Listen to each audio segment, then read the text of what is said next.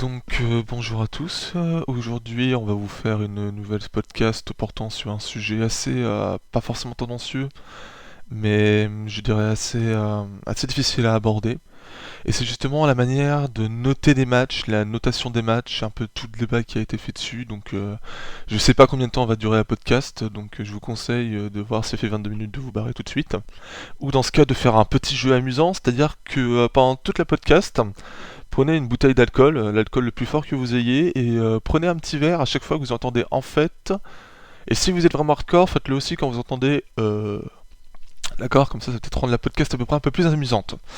La notation, donc pour rappel, qu'est-ce qu'une notation de match? Une notation de match, en fait, c'est lorsqu'on prend un match de lutte, et on va tendre à lui mettre une notation, en fait, de 0 à 5, symbolisée généralement par des étoiles, auxquelles on donne généralement des décimales, pour permettre justement plus de précision dans la note. Il y a dans la notation en fait quelque chose de spécifique qu'on appelle le dude, DUT en fait. Le dude en fait ça signifie un peu le gros blooper, le plus gros blooper possible. Ça veut dire en fait que c'est un match qui concrètement a fait un flop, a fait une connerie, enfin a y aller n'importe comment dès le début. Généralement c'est des matchs vous savez qui sont finis en 30 secondes pour je ne sais quel besoin scénaristique et les gens sont genre c'est quoi cette merde, ou c'est un match de genre 7 minutes mais c'est de la merde quoi, enfin il faut vraiment le vouloir pour faire un dude. Généralement sans vouloir être méchant c'est souvent des matchs féminins qui les récoltent à la WWE. Euh, Ce qu'il faut comprendre dans la notation de match en fait généralement c'est que c'est critère à polémique. C'est critère à polémique parce que généralement chaque personne a sa façon de noter ses matchs, chaque personne a ses goûts en matière de match. Et je pense que c'est ce que je vais vouloir essayer d'aborder. Alors le premier sujet vraiment important que je voudrais aborder dans la notation de match, c'est un sujet qui me tient assez à cœur. C'est la sévérité et je pense le manque de... pas de recul, mais comment dire, le manque de couilles qu'on a en fait lorsqu'on veut noter les matchs de superstars. Euh, des matchs d'explosion, je crois que c'était l'ancien nom d'un show de la TNA, et des petits shows comme ça, c'est l'incapacité à pouvoir considérer les matchs weekly, c'est-à-dire des matchs par semaine, je m'excuse pour les gens comme Hit qui ne supportent pas les termes en anglais, euh, c'est l'incapacité à oser de noter haut, d'accord. Superstar est tellement le meilleur cas parce que c'est certainement, et Impact le fait aussi, ce sont des shows qui proposent parfois des matchs d'une qualité assez forte, honnêtement par moment. C'est-à-dire des matchs avec un jeu in ring assez puissant, sans pour autant aller dans Spotfest, vous voyez. Donc généralement, vu que en fait il y a deux choix, soit Spotfest, il y en a qui adorent ou qui pensent que c'est pas un problème, ou t'as ceux qui au contraire, dès que ça ose en faire trop de moves, ils pensent que c'est forcément de la merde. Généralement, ce genre de show parfois donne justement de bonnes relations. Même si je pense qu'Impact avec la X-Division a tendance comme à plus aller dans une relation de Spotfest, c'est-à-dire plus dans une idée de performance, plus dans une idée aussi de fluidité, sincèrement. Donc je pense que ce genre de match-là, à la limite, quand vous voulez noter, il faut pas se faire chier à prendre quelque chose comme la psychologie, peut-être comme la construction, parce qu'un Spotfest n'excuse pas une construction de merde.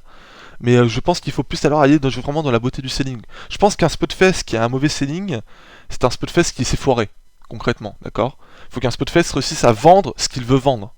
Vous voyez l'idée. Donc pour en revenir calmement, je parle des matchs à Superstar parce que généralement c'est des matchs qui peuvent avoir généralement plus de 10 minutes à 14 minutes. Ce qui est quand même un temps qu'on parfois, et je ne déconne pas, un certain match de championnat mondiaux. Et ce qu'il faut comprendre en fait, c'est que Superstar en fait met en place généralement des low carders, quelquefois des mid carders, des jobbers, et leur permet en fait d'avoir du temps d'antenne et surtout d'avoir une expression in-ring qui est assez étonnante, plaisante pour la WWE. Concrètement, Superstar, c'est le show qui te fait dire que non, la WWE n'a pas un niveau in-ring bridé, c'est des conneries maintenant. C'est plus le cas depuis 2 ans, honnêtement. J'ai envie de dire, depuis le draft à SmackDown, où il y avait eu John Morrison et toutes les conneries, c'est-à-dire tous les jeunes qui sont ramenés en fait dans la période 2008-2009, et tous les low-carders qui maintenant peuvent s'exprimer à la Superstar, maintenant le niveau de ring est quand même bien plus évolué, bien plus bâti. Alors après, ce qu'il faut comprendre aussi, c'est qu'évidemment je dis ça, mais à Superstar, évidemment il y a quelques lutteurs qui ont plus tendance à donner des gros matchs, d'accord, dedans. Bon, on va citer évidemment Tyson Kidd, Trent Beretta, je sens que j'ai mal dit son prénom encore. Euh, Possiblement Justin Gabriel quand même, Heath Slater, qui ont précité Yoshitetsu, hein, parce que il en a fait partie. Enfin, tout ce potentiel de le quart d'heure. Et puis je veux dire, on n'a jamais eu autant dans un sens l'occasion avec NXT d'apprécier le quart d'heure et de les build que Superstar. Je pense notamment à Tyler Rake et Kurt Hawking. Et ce qu'il faut comprendre, c'est qu'on a eu beaucoup de bons matchs, vraiment de bons matchs, c'est-à-dire avec du mauve, de l'action, de la logique, un jeu quand même de force mise en place. On peut citer les Slater Gabriel, les Tyson Kidd Gabriel, les Tyson Kidd, attendez, tout récemment, Unico, qui sont des matchs, mais enfin, c'est génial. Les Unico Gabriel, les Yoshitatsu Tyson Kidd, certains matchs avec Alex Riley, enfin, il y a de tout, honnêtement. On peut pas vraiment se plaindre de la qualité de ce qu'on a. Et ce que je veux dire, c'est que ce sont des matchs qui généralement sont extrêmement solides, qui apportent une vraie action de ring, qui ont des nerf falls bien vendus. Je veux dire, après, l'avantage dans les matchs comme Superstar, c'est que parfois, justement, ils sortent de la logique WWE où c'est l'idée un finisher pour la fin. C'est l'idée parfois que justement le mec fait un gros move à flyer et franchement, ils peuvent gagner parfois là-dessus, ou un roll-up. Donc généralement, on ne peut pas on peut pas prévoir la fin. Donc il y a encore plus de tension dans un match Superstar. Et généralement, on en parle, mais on les note jamais. On n'en fait que dalle. On se concentre sur les gros matchs, le puro, etc. Et on s'en fout. Et je trouve ça absolument bête, pour pas dire d'autres mots, parce que ce sont certainement les matchs parmi les plus évolués qu'on ait. Ce sont certainement des matchs parmi les plus solides. Je veux dire qu'on plusieurs qualités, je veux dire de la qualité de selling, une technique, un niveau in-ring important, quand même une logique, vous savez, dans la mise en place, et on les note pas, ou quand on les note, c'est genre, ouais, bon, bah, tu vaux, je sais pas, telle note, puis on s'en fout, alors que non, ce sont certainement des matchs qui, honnêtement, valent 3 étoiles, 3,5, et au niveau comme d'une notation de 3,5, j'estime quand même qu'on va dans la notation de PPV à ce niveau-là, d'accord ? Donc je pense que c'est ce niveau-là le problème lorsqu'on note un match, c'est qu'il y a donc ces matchs qu'on va totalement sous-estimer. D'accord, des matchs d'impact, des matchs de Superstar notamment, des matchs de NXT. NXT a eu de très bons matchs aussi. Et de l'autre côté, il y a des matchs qu'on veut donner beaucoup, parce qu'il y a des bons lutteurs dedans, parce qu'il y a une histoire dedans, etc. Et ce qui n'est pas totalement vrai. Alors prenons un exemple simple. Prenons, on va dire, je sais pas, la feud Cena Kane. C'est une feud qui a été buildée. C'est quand même Cena qui est quand même un gros top face à Kane, qui est montré comme un gros top L, qui est montré comme puissant, etc. Résultat, les gens, quand ils ont leur match, qui personnellement, moi j'ai bien aimé, pour plusieurs raisons, le match a été noté 2,5 et tout. Puis, on a des matchs, et pourtant c'est un match que j'estime qui mérite sa note, hein, on est bien d'accord. Mais faut le prendre comme exemple, c'est Triple H Undertaker, on va avoir tendance quand même à ne pas oser mettre en dessous de 3,5 quand on voit le match. D'accord, il y a des matchs comme ça, on n'ose pas mettre forcément en dessous. Moi j'avais l'exemple typique avec Kurt Angle vs Jeff Hardy, où justement les gens, je le sentais quand j'ai fait ma notation, je me disais putain, bizarrement j'ose pas aller en dessous de 3 alors que je... Voilà. Après honnêtement je me disais quand même, vu ce qu'il y a eu dedans, à mon avis le match méritait quand même le 3. Mais je me disais, on n'ose pas noter trop bas certains matchs à partir du moment, je pense, où ils ont un certain type de lutteur avec, et qu'ils ont eu un certain nombre de temps en fait. Parce qu'on se dit qu'ils ont tellement eu de temps qu'ils ont montré des choses et qu'on ne peut pas se permettre de trop baiser le match, c'est-à-dire trop, si vous préférez, le baisser alors qu'ils ont eu le temps quand même de montrer des choses. Vous voyez ce que je veux dire ? Quand tu as une action de 20 minutes, techniquement tu as quand même plus de richesse qu'une action de 14 minutes, ce qui n'est pas toujours vrai. Et donc on n'ose pas souvent... On n'ose pas souvent justement les sous-noter parce qu'on se dit il y a eu plus de choses. Généralement en fait plus un match a de temps, plus il va y avoir une note haute. J'en suis quasi sûr. Franchement, c'est très rare les matchs qui se sont tapés des notes de blooper, je veux dire. Ou sinon, c'est des matchs qui se sont fait torcher parce qu'ils sont trop classiques. Un exemple typique, c'est Triple H Orton à WrestleMania 25, ou récemment Orton Kane, qui est techniquement un match sympathique, quand même très classique, mais avec une bonne action, quand même une bonne nervosité par Kane justement qui renverse souvent, et c'est le match qui va se taper une note ultra moyenne, quoi. Et j'ai envie de dire, c'est pas forcément logique. Alors que de l'autre côté, je pense honnêtement que... et ça aussi dans le puro, hein, honnêtement. Dans le puro, dans la WWE, honnêtement, pas mal dans la WWE, pas mal dans... pas forcément dans l'indie en fait, parce que... généralement quand ils donnent du temps au match, vous savez, c'est pour donner un gros match. Mais c'est cette idée-là. Je pense qu'honnêtement, les gens ne sont jamais honnêtes en façon de noter, parce que... soit ils vont sous-noter, ou ne pas chercher à noter plus haut, parce qu'en fait, vu que le match, si vous préférez, ne va pas atteindre 4 étoiles, ça ne vaut pas la peine d'en parler. Alors justement, quand c'est du weekly, c'est aussi solide, je pense que Il faut en parler, et je pense qu'au contraire, il y a des matchs qui vont vouloir donner une certaine note, parce que voilà, il était quand même big, enfin, il y a quand même eu un hype dessus, c'est-à-dire une certaine, pas polémique, mais une certaine publicité, c'est préféré une certaine tension, et on va en parler. Et c'est donc là que je vais aborder le troisième sujet. Après, justement, premier sujet, la surnotation, second sujet, l'idée de la surnotation. Donc ça, je vais le faire rapidement. En fait, c'est comment on note un match. C'est certainement alors l'un des plus gros débats que j'ai déjà eu avec d'autres membres, Cloclos, Mr. Moonlight et d'autres. Et l'idée, en fait, c'est comment tu juges un match. Et c'est bien là, en fait, où ça me pose problème, en fait. C'est est-ce qu'on, justement, se castre des matchs, en fait, de par la notation. C'est bien ce que j'ai tendance à poser. Je vais expliquer rapidement, pour histoire de ne pas vous faire chier plus longtemps, c'est simple. C'est clair, un match, généralement, on va avoir tendance à le noter sur différents critères, d'accord. C'est de la même façon qu'on peut faire un diagnostic en psychologie, etc. Il y a des critères, et on va noter un match selon, d'accord. C'est-à-dire, il y a le selling, généralement, il y a l'histoire, qu'on peut relier au storytelling, c'est-à-dire, généralement, c'est la feud, mais ça peut être le storytelling de devant. C'est-à-dire l'histoire, en fait, qui est racontée par les lutteurs, d'accord. Il y a la construction du match, d'accord, la façon dont ça induit. Généralement, si tu fais, on va dire, comment dire, un truc de finisher dès le début, donc quand tu carrément le public pour foutre un truc lent après, généralement, t'as fait une construction mauvaise, quoi. Un exemple de mauvaise construction aussi, c'est Jeff Hardy vs Counter Girl, d'accord, par rapport au selling. Il y a la psychologie, c'est-à-dire c'est à la psychologie, c'est difficile parce qu'en fait on a chacun un peu une définition. Pour certains, la psychologie c'est plus proche du storytelling. Moi, la psychologie, je rapproche plus ça en fait du fil nerveux, du fil conducteur, d'accord. Pour moi, c'est la psychologie, c'est ce que tu racontes à travers tes moves. Le storytelling, pour moi, ça renvoie plus à la feud, à l'histoire du lutteur en soi-même. C'est-à-dire, le storytelling ne se concentre pas forcément sur le match, il se concentre plus sur l'histoire, la feud. D'accord. La psychologie, ça va bien plus quelque chose qui est sur ce match précis.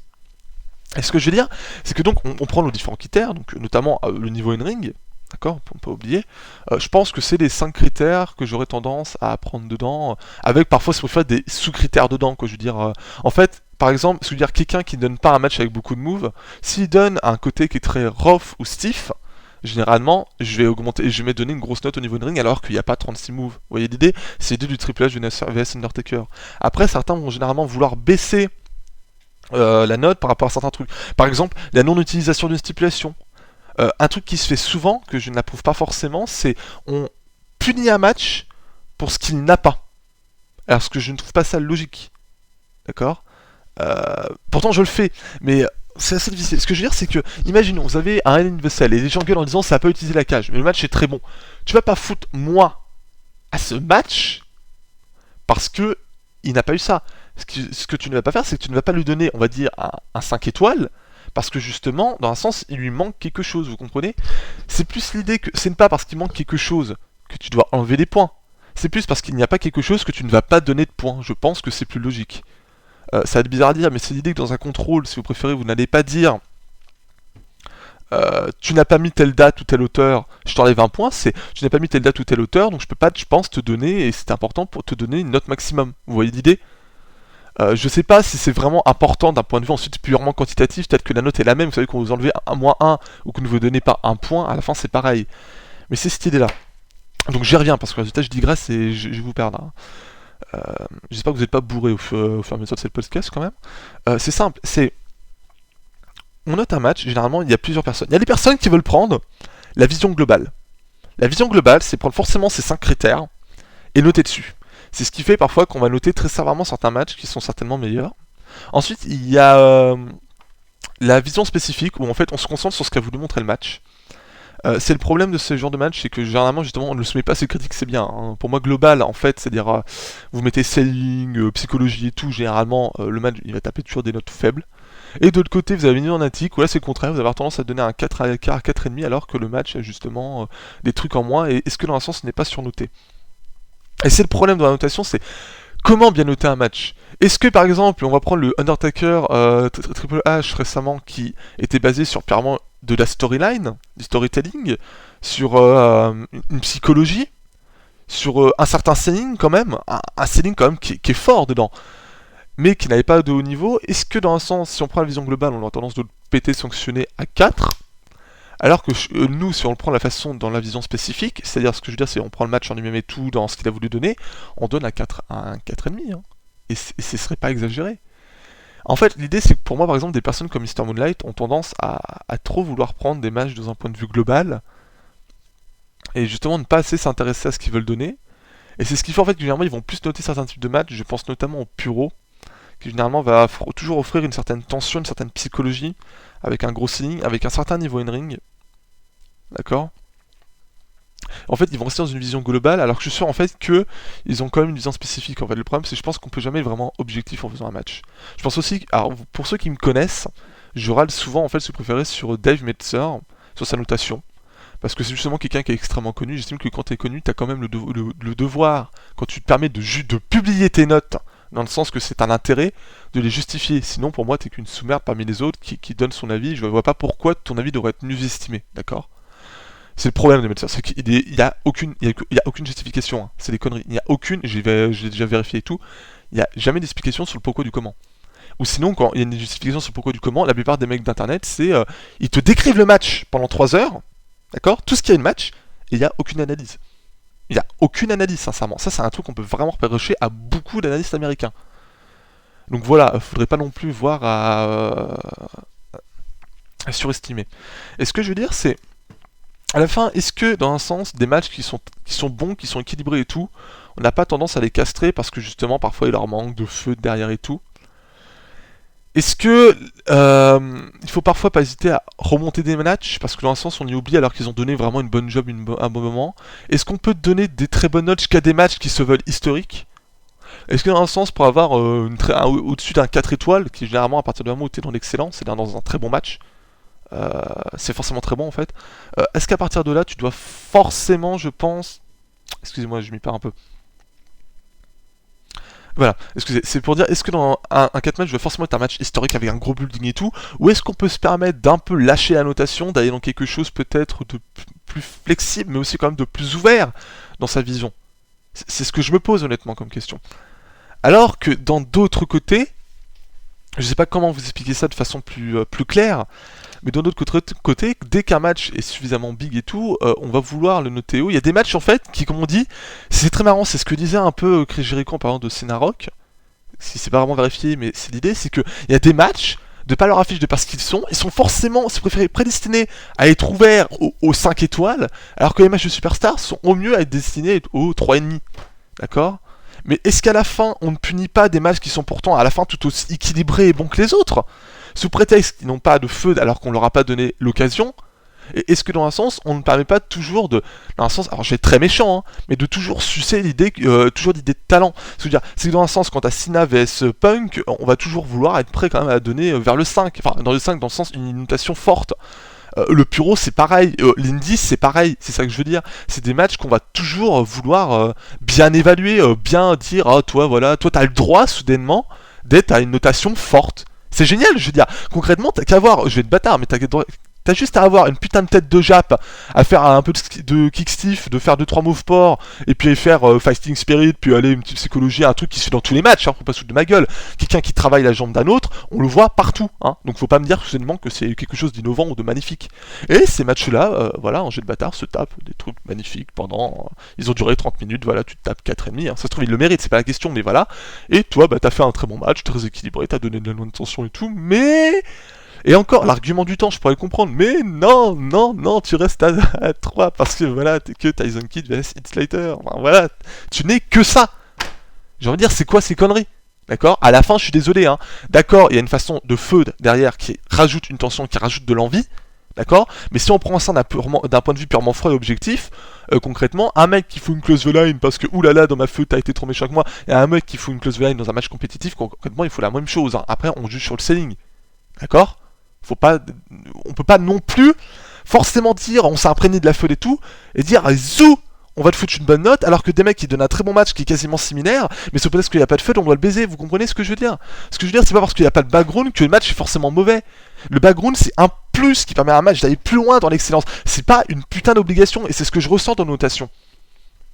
À la fin, on va jamais oser donner ces notes fortes à des matchs comme des matchs de Cruiserweight, vous savez, c'est des matchs qui sont souvent appréciés. Au fond, on leur a donné des grosses notes, et je me dis, Superstar, c'est dans le même sens. Sauf que c'est certainement moins nerveux in ring, mais c'est bien plus de feeling et de logique. j'ai envie de dire, putain de merde, on est en train de pas noter des matchs d'une façon positive pour tout simplement pour rien. C'est ça le pire, c'est qu'on a même pas de grosses raisons. C'est qu'on se dit, ouais, t'as une qui cite la c'est pas une grosse affiche et tout, voilà, ils ont un bon match, cool. Et on va pas les noter haut, alors que pour des raisons objectives, on pourrait les noter haut. Et c'est ça la fin de mon débat de 20 minutes, oh putain, sur la notation, c'est que, outre le fait que la notation, on ne sait pas vraiment comment noter, de base, on est biaisé quand on est noté. Et moi, c'est ce que je veux dire. Est-ce que dans un match, on doit le prendre pour ce qu'il est? Et dans ce cas, c'est ce qui permet à des matchs comme Undercurve vs H d'être ressentis dans toute leur puissance, toute leur qualité. Ou est-ce qu'on doit forcément faire une grille banale? Ou est-ce qu'on doit faire les deux analyses? Alors après, est-ce qu'on fait les deux analyses? Est-ce que c'est pas la solution du pauvre? Genre, ah bah l'un est bien, là, l'autre est bon, bah on prend les deux. Et c'est la question que je voudrais peut-être mettre en exergue pour ceux qui, comme moi, aiment noter, ou ceux qui s'y intéressent tout simplement, c'est est-ce que à la fin on devrait, faire une grille de notation générale pour les matchs, faire un gros débat dessus, faire une grosse grille à la fin, la façon dont on les note, ou est-ce qu'on devrait laisser l'anarchie totale, genre moi je note mon match de cette façon comme ça parce que c'est comme ça que j'aime, et à la fin on s'en sort pas, à la fin il y a pas d'intérêt, c'est ça que je veux dire. À la fin on s'en contre-masturbe clairement, j'ai envie de mettre contre-branle, de la notation des matchs. Je veux dire, savoir que, je sais pas, Sharpshooter, il a très bien noté tel match parce que, oulala, il aime vraiment ce type de lutteur et ce type de lutte. Non, enfin, non, ça m'intéresse pas. Qu'est-ce que les gens s'en branlent de savoir que j'ai bien noté Cena vs Kane parce que c'est mon type de match. C'est mon type de notation. Non. Ce qu'il faut, c'est avoir des arguments concrets. Pour moi, chaque match doit être défendu avec des points. D'accord? Et ce que je veux dire, c'est que il y a des matchs qui ont certainement une très bonne qualité in ring qui ne sont pas bien estimé comme ça devrait être, parce que sous prétexte que c'est pas assez big. Alors que t'as des matchs qui dans un sens sont certainement moins nerveux ou qui font moins de trucs que par moment, d'accord. Et je cite les matchs de Puro parce que c'est vraiment des matchs les mieux vantés, les mieux notés, et ils vont se taper des meilleures notes, d'accord. Et c'est éperdument stupide. C'est ce que je voulais dire. Donc je vais arrêter là parce que c'est très long, je sais même pas comment vous avez fait si vous en arrivez là pour tout écouter.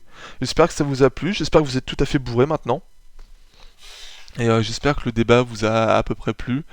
J'espère que la forme podcast vous plaît en fait, parce que c'est peut-être... Bon, après le problème c'est que c'est beaucoup plus long qu'un texte écrit, mais c'est peut-être plus agréable dans la dynamique et peut-être plus facile à comprendre. Donc voilà, donnez vos commentaires, et puis bah bonne journée.